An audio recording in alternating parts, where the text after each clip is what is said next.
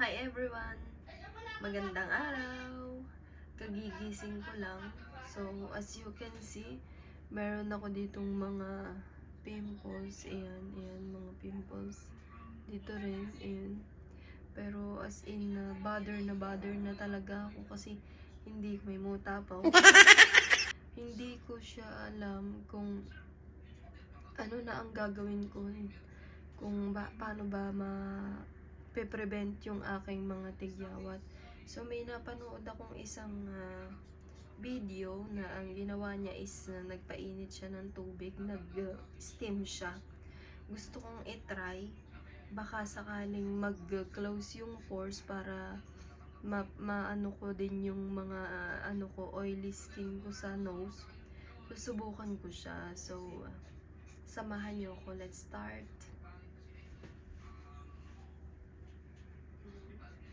Magkaganito lang muna ako. Ayan. Then, magpapakulo muna ako ng tubig.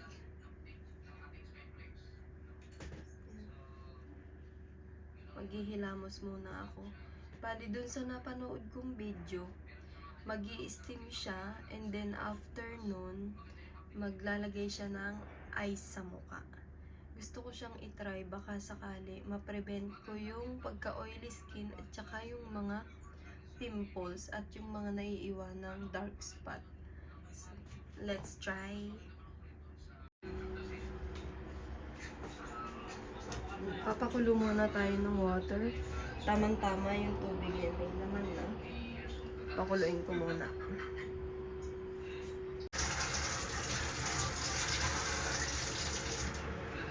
So, ang gagamitin kong panghilamos ng mukha is Cetaphil, which is recommended siya ng dermatologist ko. Kaya lang, based on my observation, hindi rin siya effective. Ayan, no? Tapos kung makikita nyo, ang kintag ng mukha ko, kasi dito sa parting ilong, ayan, no, maano siya, ma-oily. Yan yung gusto kong matanggal. So, maghihilamos muna ako habang inaantay ko yung tubig na mainit.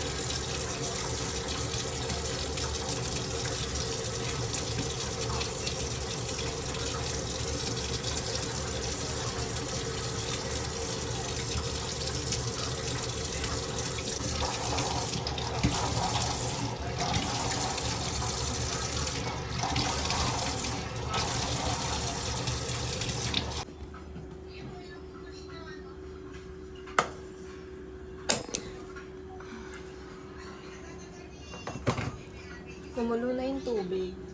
So, pakukuluin ko lang siya dito sa kasirola.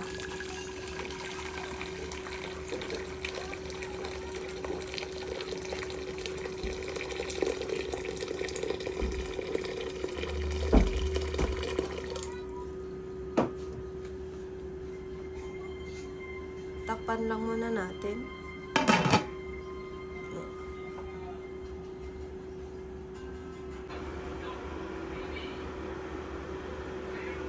Ayan na, kumukulo na siya. Pwede na yan. Tayin na natin yung apoy.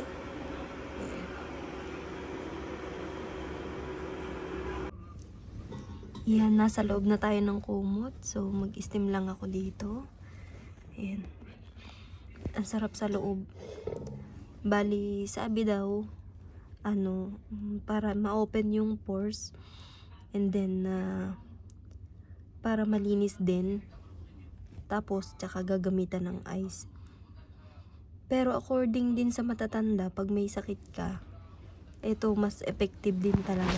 Lalo nung, sorry, na ano yung, lalo nung pandemic time. Ito talaga yung kasangga ng mga taong may COVID. So, just let's wait only. Ayan. Kung mapansin nyo, ayun, ano na lumamig na yung tubig. Nag-open na yung pores. So, ngayon naman i-exfoliate natin siya. Okay. Ayan na, nakapag-steam na tayo. So, ang gagamitin ko is Sara Skin. Pang-exfoliate. Okay. So, dapat daw maligam-gam lang yung tubig din. Ito, maligam-gam. Kasi yung gripo namin, meron siyang hot and cold. Nagilamos na muna ako.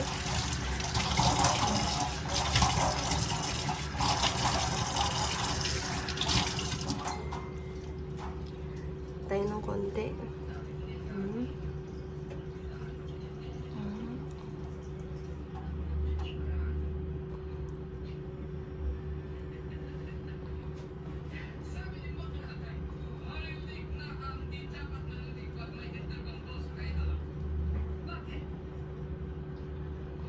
Ayan, ganito daw.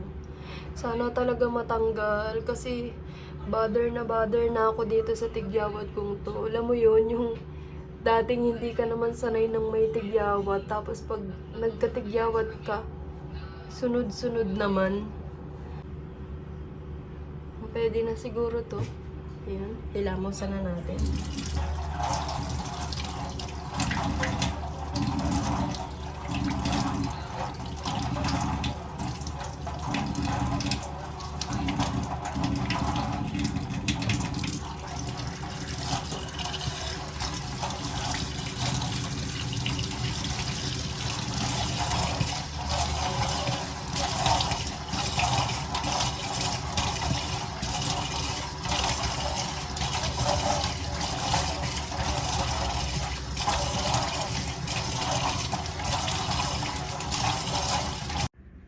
Tapos na, nakapaghilamos na, and then nakapag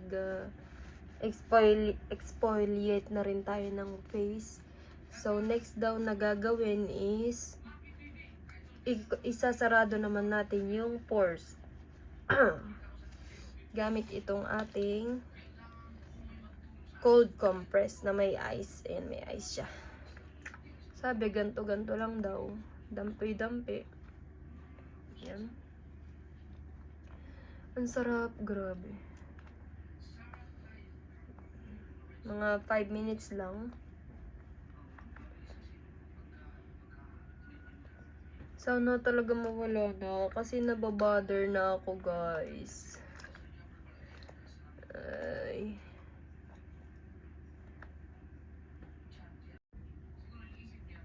Ang sarap niya, guys. Ang sarap niya, guys. Ang sarap.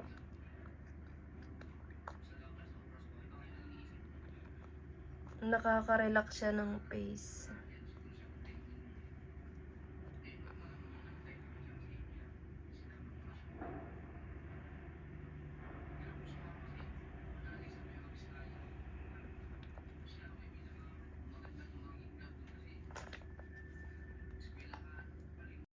Ayan, tapos na. Tapos ito, nagbukas siya. Ayan, oh. Ayan. So, maglalagay tayo ng moisturizer. Ayan. Okay. Ang moisturizer ko is dermatologist tested din. Celetec. Ayan. As in, napaka-sensitive kasi ng skin ko. So, ito talaga yung yung recommended sa akin.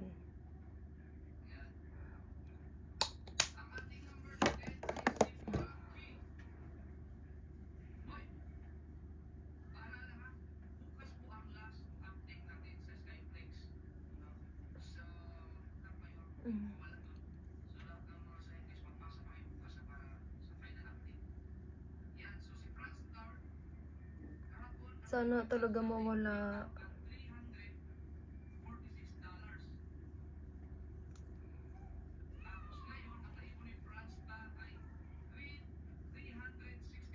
Ayan.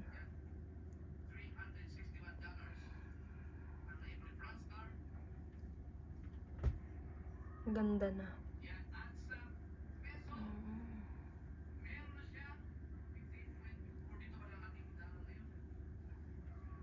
At ayan, tapos na.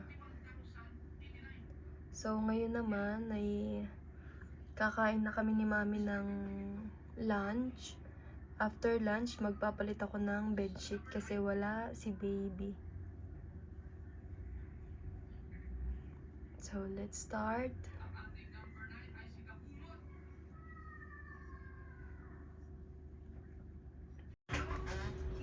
Kain muna tayo, guys. Meron ako ditong pinaksiw na bangus at nilagang itlog. Ito, ang daming itlog. Ayun, nilagang itlog. At meron ditong saging.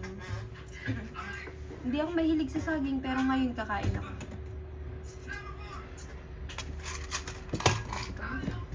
Kuha tayo ng tissue. Sa bangus, paborito ko talaga ang buntot.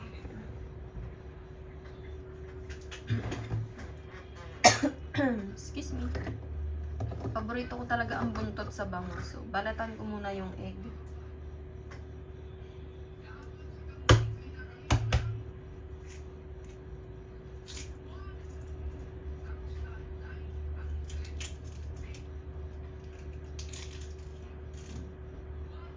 Egg. Siyempre, dahil matakaw ako, gusto ko 2 egg agad babalatan ko.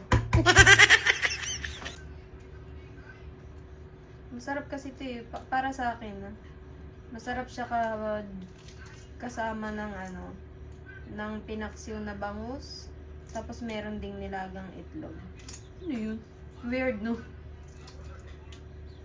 Hindi ko alam, pero natatapat lang siguro pag si Mami, nagluto ng pinaksiw na bangus. Lagi siya naglalaga din ng itlog. Eh ako naman, kakain lang ako. Kaya, parang nagustuhan ko na rin yung sabaw ng pinaksiw na bangus. Tapos, meron kang nilagang itlog. Ang sarap. Masarap siya.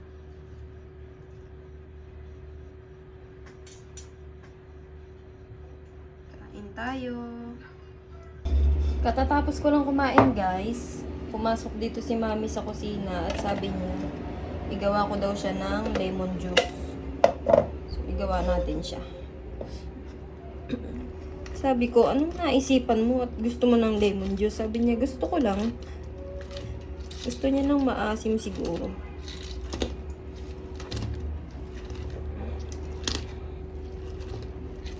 Lemon juice. Ayan na. Ang kanyang lemon juice. Ah.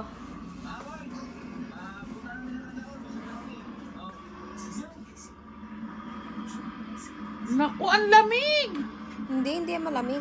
Ay, ayaw ko nga ng malamig eh. Mainit nga gusto ko eh. Sana sinabi mo, painitin ko yan. Eh di hindi lemon juice yun.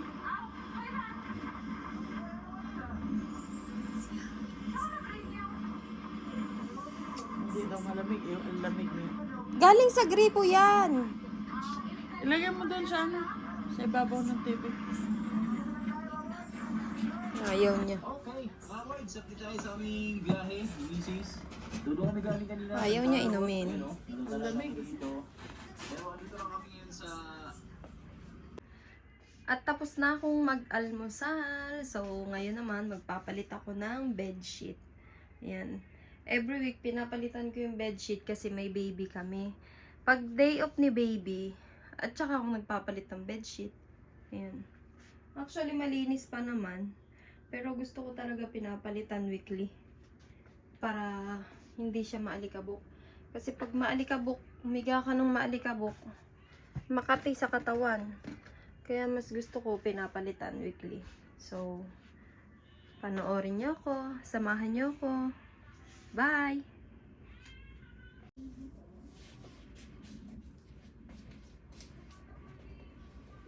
Alisin ko muna yung mga unan.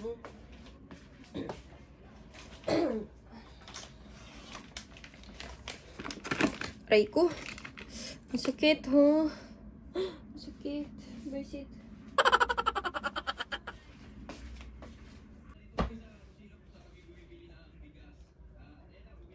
Pampers? Hindi tinapon. Aba, taka. Iba talaga naglilinis. Nakakakuha ng pera, oh. Oh. Ang dami nito. Mami, baka naman. Baka naman kahit isa lang.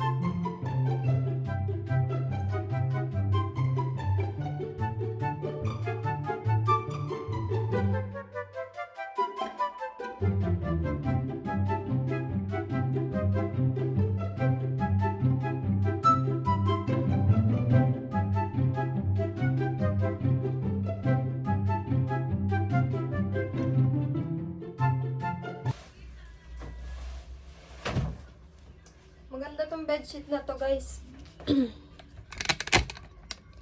Maganda tong bedsheet na to, guys, kasi fitted talaga siya. Kaya lang, nilalagyan ko pa siya ng ganito. Ayan. Ng ganito, ng clip. Ganito siya, oh. Pakita ko sa inyo. Ganyan siya. Ganyan ang style. Ayan. Then, anuhin mo lang to. Press mo lang to. Natatanggal na siya. Ayan. So, pagkabit, ganyan. Ayan. Nabili ko lang din to sa Shopee. Half KD. Half KD sa pera ng Philippine money. Siguro mga 90 pesos. Ganyan. 8 pieces na siya. Ito yung ginagamit kong clip para ma-fit yung bedsheet sa foam. Maganda siya, guys. Legit to. 3 years ko na siyang gamit. At alhamdulillah, may mga natitira pa kasi 2 set yung binili ko. May natitira pang 4, 8, 12, 16. Kompleto pa pala sila. So, madami pa pala sila talaga. Ayan, tagal ko na siyang gamit. Halos linggo-linggo, nagpapalit ako ng bedsheet. Tapos, kinakabit, tanggal kabit. Pero, merong iba, tulad yan, pag binili nyo sila ganyan. Yan, ganyan. Yan. Pag binili nyo sila ganyan. Pero, pag ikinabit mo na sila, syempre, yung foam, nahihigaan ng tao, nadideform. Nakaganyan. Pero, as long as na pwede pa naman siyang magamit, ayan, nasasarap pa. Hindi yan nahuhugot. Basta pag pinrest mo to, ito. Pag pinrest mo yan, yan, ganyan. Mahuhugot siya. Tapos, pag ibinalik mo, yan, hindi na yung mahuhugot. As long as nagagamit pa, kahit na, na siya, nakatabingi, ginagamit ko pa rin kasi papakinabangan pa. Yun lang, na-share ko lang. So, continue tayo sa pagliligpit ng bedsheet.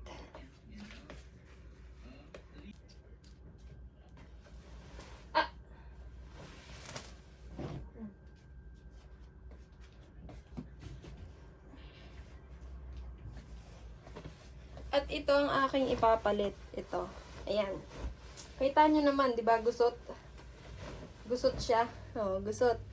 Pero, ma-fit yan pag ikinabit ko na gamit itong clip na to. Ma-fit yan saka magamit tong clip na to pag kinabit ko na.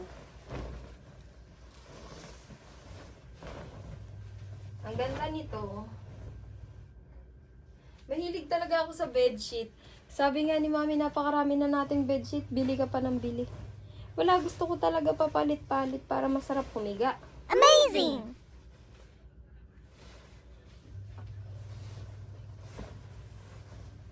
Gusto ko talaga siya madami. Kabit na natin.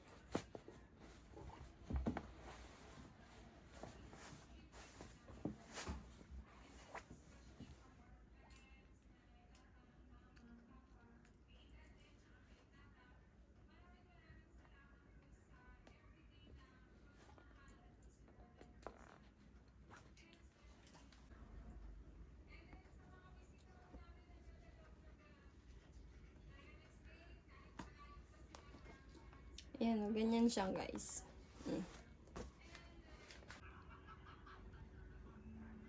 Ayan na, oh. Ang linis na. Nakapagpalit na rin ako ng punda. 'Di ba? Ang gandang tingnan. Ang sarap mahiga pag malinis ang higaan. Ang sarap mahiga. At hanggang dito na lang. Thank you for watching. Bye-bye!